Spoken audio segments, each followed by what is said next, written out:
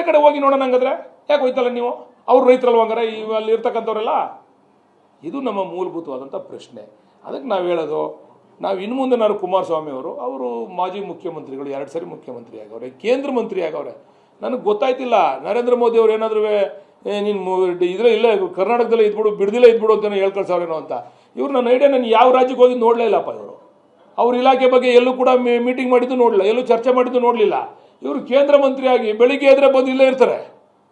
ಅವ್ರ ಉದ್ದೇಶ ಏನು?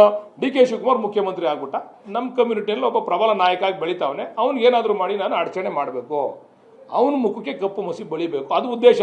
ಒಬ್ಬ ಕೇಂದ್ರ ಮಂತ್ರಿ ಬೆಳಿಗ್ಗೆ ಎದ್ರೆ ಇಲ್ಲೇ ಕೂತಿರ್ತಾರಲ್ರಿ. ಅವ್ರು ಜೆ ಪಿ ಭವನ ಆಫೀಸು ಬಿಟ್ರೆ ಬಿಡದಿ ಮನೆ ಬಿಟ್ರೆ ಜೆ ಪಿ ಭವನ ಆಫೀಸು. ಕೇಂದ್ರ ಮಂತ್ರಿ ಸ್ವಾಮಿ ನೀವು. ಈ ರಾಜ್ಯದ ಜ್ವಲಂತ ಸಮಸ್ಯೆಗಳಿದ್ದಾವೆ. ಮೇಕೆದಾಟು ಯೋಜನೆ, ಅದಕ್ಕೆ ಅದನ್ನು ಮುಕ್ತಿ ಕೊಡಿಸಿ.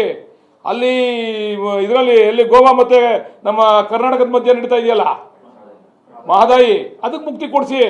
ಇಂಥವೆಲ್ಲ ಬಿಟ್ಬಿಟ್ಟು ನೀವು ಬಂದಿಲ್ಲಿ ಕೂತ್ಕೊಂಡು ನಾನು ಹೋರಾಟ ಮಾಡ್ತೀನಿ ಅಂತ ಜನಗಳನ್ನ ಕಾಸು ಕೊಟ್ಬಿಟ್ಟು ಜನ ಸೇರಿಸ್ಕೊಂಡು ನೀವು ಗಾಡಿಗಳು ಮಾಡ್ಕೊಂಡು, ಗಾಡಿಗಳನ್ನ ರಿಲೀಸ್ ಮಾಡ್ತೀವಿ. ಈಗ ಯಾವ್ಯಾವ ಬಸ್ ಎಲ್ಲಿಂದ ಬಂದವೆ ಅಂತ ಆಯ್ತಾ, ಅದು ರಿಲೀಸ್ ಮಾಡ್ತೀವಿ. ಬಸ್ಗಳು ಮಾಡ್ಕೊಂಡು ಜನ ಕರ್ಕೊಬತ್ತಾರೇನ್ರಿ ಯಾರಾದ್ರೂ?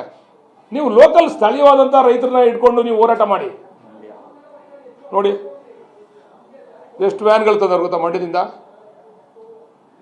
ಯಾರಾದರೂ ರೈತರು ಪಾಪ ರೈತ ಸಂಘ ಹೋರಾಟ ಮಾಡ್ತಾರೆ, ಅದು ಪ್ರಾಮಾಣಿಕವಾಗಿ ನಾವು ಒಪ್ಕೋತೀವಿ. ಸಂಘ ಸಂಸ್ಥೆಯವರು ಹೋರಾಟ ಮಾಡ್ತಾರೆ, ಅದನ್ನು ತಂದು ಬಂದಿವರು ದಿಕ್ ತಪ್ಪಿಸ್ಬಿಟ್ರಿ ಇದನ್ನು. ಈಗ ಅವ್ರು ಏನು ಮಾಡೋರೆ? ಪೊಲಿಟಿಕಲ್ ಇಶ್ಯೂ ಮಾಡಕ್ಕೆ ಹೊಂಟವ್ರು ಇದನ್ನು. ಅದು ಲೆಟ್ ದೆಮ್ ಡು ಅವ್ರು ಹೋರಾಟ ಅವ್ರು ಮಾಡಲಿ, ನಮ್ಮ ಹೋರಾಟ ನಾವು ಮಾಡ್ತೀವಿ. ಇವ್ರು ಬಂದು ಹೋರಾಟ ಮಾಡೋದ್ರಿಂದ ರೈತರುಗಳಿಗೆ ತೊಂದರೆ ಆಗ್ತಾ ಇದೆಯೇ ವಿನಃ ರೈತರಿಗೆ ಇದರಿಂದ ಬೆನಿಫಿಟ್ ಆಗ್ತಾ ಇಲ್ಲ. ರೈತರುಗಳಿಗೆ ಅನವಶ್ಯವಾಗಿ ಇವರೇ ಬಂದು ತೊಂದರೆ ಕೊಡ್ತಾವ್ರೆ. ನಾವು ರೈತರ ಹತ್ರ ಕರೆದಿದ್ದು ಡಿ ಕೆ ಶಿವಕುಮಾರ್ ಅವರು, ಅವ್ರಿಗೆ ಏನೇನು ಅಹವಾಲು ಐತೆ ಎಲ್ಲ ಕರೆದು ಮಾತಾಡಿ ಅಂತ ಹೇಳಿದ್ರು. ಅಷ್ಟರಲ್ಲಿ ಇವರೇ ಅವ್ರನ್ನ ಎತ್ಕಟ್ಟಿ ಸುಮ್ಮನೆ ಗೊಂದಲ. ಆಮೇಲೆ ಇರೋ ರೈತರನ್ನ ಎತ್ಕಟ್ಕೊಂಡು ಮಾಡಲಿ. ಹೊರಗಡೆಯಿಂದ ಬಸ್ಗಳು, ವ್ಯಾನ್ಗಳು ಎಲ್ಲ ಮಾಡ್ಕೊಂಬಂದು ಜನ ಕರ್ಕೊಂಬಂದು ಪೇಮೆಂಟ್ ಕೊಟ್ಟು, ಅದರಲ್ಲಿ ಕೆಲವು ಪಾಪ ಹೆಣ್ಮಕ್ಳು ಬೇಜಾರು ಮಾಡ್ಕೊಂಡ್ರು. ನೀವು ದುಡ್ಡು ಕೊಟ್ಟಿದೆ, ನಮ್ಮೇಲೆ ಲೋಕಲ್ ಇರೋ ರೈತರಿಗೆ ದುಡ್ಡು ಕೊಟ್ಟಿಲ್ಲ. ಅವರು ಹೊರಗಡೆಯಿಂದ ಜನ ಸೇರ್ಸೋಕ್ಕೆ ಕರ್ಕೊಂಬಂದು ದುಡ್ಡು ಕೊಟ್ಟು ಕರ್ಕೊಂಬಂದು ಶೋ ಅಪ್ ಮಾಡಿದ್ರು. ಬಾಯಿ ಬಂದಂಗೆ ಮಾತಾಡಿದ್ರು. ನಮಗೆ ಬರೋಲ್ಲ ಬಾಯಿ ಬಂದಂಗೆ ಮಾತಾಡೋಕ್ಕೆ? ನಾನು ಕುಮಾರಸ್ವಾಮಿ ಅವ್ರ ಬಗ್ಗೆ, ನಿಖಿಲ್ ಕುಮಾರಸ್ವಾಮಿ ಅವ್ರ ಬಗ್ಗೆ ಬಾಯಿ ಬಂದಂಗೆ ಮಾತಾಡಲ್ಲ ನಾನು? ನಮಗೂ ಮಾತಾಡೋಕ್ಕೆ ಬರ್ತದೆ, ಲ್ಯಾಂಗ್ವೇಜ್ ನಮಗೂ ಐತೆ. ಆದರೆ ನಾವು ಅದೆಲ್ಲ ಮಾತಾಡಲ್ಲ, ನಾವು ಗೌರವವಾಗಿ ಮಾಡ್ತೀವಿ. ಅದಕ್ಕೆ ನಾನು ಹೇಳ್ತಕ್ಕಂಥದ್ದು, ಹೋರಾಟ ಏನಿದ್ರು ನಿಮ್ಮ ಮಾಧ್ಯಮದವ್ರ ಮುಂದೆ ಇರಲಿ, ಮಾತುಕತೆ ಏನಿದ್ರು ನಿಮ್ಮ ಮಾಧ್ಯಮದವ್ರ ಮುಂದೆ ಇರಲಿ. ನಮ್ಮ ಉದ್ದೇಶ ಏನೋ ಜಗಳ ಅಲ್ಲ. ಸಾರ್ವಜನಿಕವಾಗಿ ಯಾರು ತಪ್ಪು ಮಾಡಿದ್ರು, ಯಾರಿಂದ ಇದಾಯಿತು, ಏನಾಯಿತು ಅನ್ನೋದು ತಿಳಿಸ್ಬೇಕದು. ಯಾಕೆ ಇಡೀ ರಾಜ್ಯಕ್ಕೆ ತಿಳಿಸ್ಬೇಕು ನಾವು. ರಾಜ್ಯದ ಜನಕ್ಕೆ ಗೊತ್ತಿಲ್ಲ ಇಲ್ಲಿ ಏನು ನಡೀತಾ ಇದೆ ಅಂತ.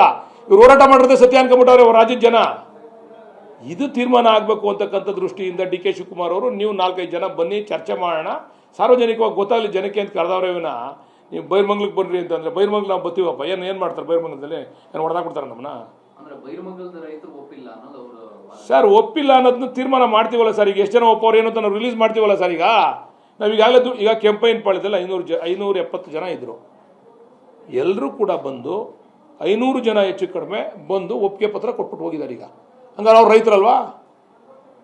570 ಜನದಲ್ಲಿ 500 ಜನ ಕೊಟ್ಟರೆ ಎಷ್ಟು % ಆಯಿತು? ನೀವೇ ಆಲೋಚನೆ ಮಾಡಿ. ಸುಳ್ಳಾದರೆ ನೀವು ಮಾಹಿತಿ ತೊಗೊಳ್ಬೇಕಾರೆ ಮಾಹಿತಿ ತೊಗೊಳ್ಳಿ ಎಷ್ಟು ಜನ ಒಂದು ಒಪ್ಪಿಗೆ ಪತ್ರ ಕೊಟ್ಟವ್ರೆ ಅಂತ. ಹಂಗೆ ಬೈರ್ಮಂಗಲದಲ್ಲಿ ಕೆಲವು ಸರ್ ಇಲ್ಲಿ ಏನಾಗಿದೆ ಹೇಳ್ತೀನಿ ಕೇಳಿ. ಇಲ್ಲಿ ಕೆಲವೊಂದು ಅವ್ರ ಫ್ಯಾಮಿಲಿ ಸಮಸ್ಯೆಗಳಿದ್ದಾವೆ, ಡಿಸ್ಪ್ಯೂಟ್ಸು, ಇದು ಬಗೆಹರಿದಿಲ್ಲ, ಇದರಿಂದ ಸ್ವಲ್ಪ ಸಮಸ್ಯೆಗಳಾಗ್ತವೆ. ಇನ್ನು ಕೆಲವರು ಪಾಪ ಇದನ್ನೇನೋ ಹೈನುಗಾರಿಕೆ ಮಾಡಿ ಜೀವನ ಮಾಡ್ತಾವ್ರೆ, ಅದು ಸ್ವಲ್ಪ ಏನೋ ಸಮಸ್ಯೆಗಳಿದೆ. ಅವ್ರಿಗೆಲ್ಲ ಬೇರೆ ಬೇರೆ ರೀತಿ ಪರಿಹಾರ ಕೊಡಬೇಕು ಅಂತ ನಾವೆಲ್ಲ ತೀರ್ಮಾನ ಮಾಡಿದ್ದೀವಿ ರೈತರುಗಳಿಗೆಲ್ಲ. ಆಮೇಲೆ ಅಲ್ಲಿ ಹೋರಾಟ ಮಾಡ್ತಿರ್ತಕ್ಕಂಥ ಪ್ರಾಮಾಣಿಕವಾದಂಥ ರೈತರನ್ನ ಕರೆದು ಮಾತಾಡೋ ನಾವು ತಯಾರಿದ್ದೀವಿ. ಅದಕ್ಕೆ ಇವ್ರು ಬಿಡ್ತಾ ಇಲ್ಲ ಅವ್ರನ್ನ. ಅವ್ರು ಬಂದರೆ ಇವರು ಹಿಂದೆ ಗುಂಪು ಕಟ್ಕೊಂಬರೋದು. ಈಗ ರೈತರು ಹೆಣ್ಮಕ್ಳು ನನಗೊಬ್ರು ಹೇಳಿದ್ರು, ನಾವು ನಮ್ಮನ್ನು ಯಾರು ಬಂದು ಕೇಳೇ ಇಲ್ಲ ಅಂತ. ನಾನು ಕರೆದೆ ಕೇಳೋಕ್ಕೆ ಅಂತ ಅಂದ್ಬಿಟ್ಟು ಆ ರೈತರ ಸಂಘದ ವತಿಯಿಂದ ಒಂದು 25-30 ಜನ ಬನ್ನಿ ಅಂದರೆ, ಇವ್ರ ಉದ್ದೇಶ ಏನಿತ್ತು ದಳದವ್ರದ್ದು ಅದನ್ನು ಬಗೆಹರಿಸ್ಕೊಳ್ಳಿ ಅನ್ನೋ ಉದ್ದೇಶ ಇರಲಿಲ್ಲ. ಎಲ್ಲ ಊರಿಗೂ ಹೋಗ್ಬಿಟ್ಟು ದಳದ ಕಾರ್ಯಕರ್ತರನ್ನ ಎತ್ಕಟ್ಟಿ ನೀವು ಗಾಡಿ ಮಾಡ್ಕೊಂಡು ಹೋಗಿ, ಎಮ್ ಎಲ್ ಎ ಕರಿತಾವನೆ ಗಾಡಿ ಮಾಡ್ಕೊಂಡು ಹೋಗಿ ಒಂದು 4-5 ಜನ ಹೋಗಲ್ಲಿ ಗಲಾಟೆ ಮಾಡಿ ಅಂದರೆ ನಾವು ರೈತರು ಹಂಗೆ ಚರ್ಚೆ ಮಾಡೋಕ್ಕಾಗ್ತದಾ? ಯಾರಾದರೂ ರೈತರ ಪರವಾಗಿ ಹೋರಾಟದ ಪರವಾಗಿ ಇರ್ತಕ್ಕಂಥವ್ರು ಒಂದು 25-30 ಜನ ಬಂದರೆ ನಾವು ಸಾಧಕ ಬಾಧಕ ಚರ್ಚೆ ಮಾಡ್ಬೋದು.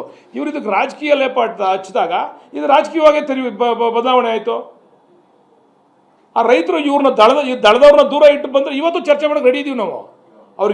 ಏನೇನು ಸವಲತ್ತುಗಳು ಬೇಕು ಎಲ್ಲ ಕೊಟ್ಟಿದ್ದೀವಿ ನಾವು. ಎಲ್ಲ ರೀತಿಯಲ್ಲೂ ಅವ್ರು ಏನೇನು ಕೇಳ್ಕೊಂಡವ್ರೆ. ಈಗ ಅಲ್ಲಿ ವಿರೋಧ ಇಲ್ಲ ಅಂತ ನಾನು ಹೇಳಲ್ಲ, ಆದರೆ 60% ಪರ ಇದೆ, ಒಂದು 30-40% ವಿರೋಧನೂ ಇದೆ. ಆದರೆ ವಿರೋಧ ಇರ್ತಕ್ಕಂಥ ಅವ್ರು ಮನವೊಲಿಸ್ತಕ್ಕಂಥ ಕೆಲಸ ನಾವು ಮಾಡ್ತೀವಿ. ನಾವೇನು ವಿರೋಧನೇ ಇಲ್ಲ ಎಲ್ಲ ಸರಿ ಇದೆ ಅಂತ ನಾನು ಅವ್ರಂಗೆ ನಾನು ಹೇಳೋಕ್ಕೋಗಲ್ಲ. ಪರನೂ ಅವರೇ, ನೀವು ಎಲ್ಲೇ ಭೂಮಿ ಅಕ್ವೈರ್ ಮಾಡಿ ಅಲ್ಲಿ ಪರ ವಿರೋಧ ಇದ್ದೇ ಇರ್ತದೆ. ಯಾರು 100ಕ್ಕೆ 100 ಭಾಗ ಬಂದು ಕೊಡಲ್ಲ ಜಾಗನ.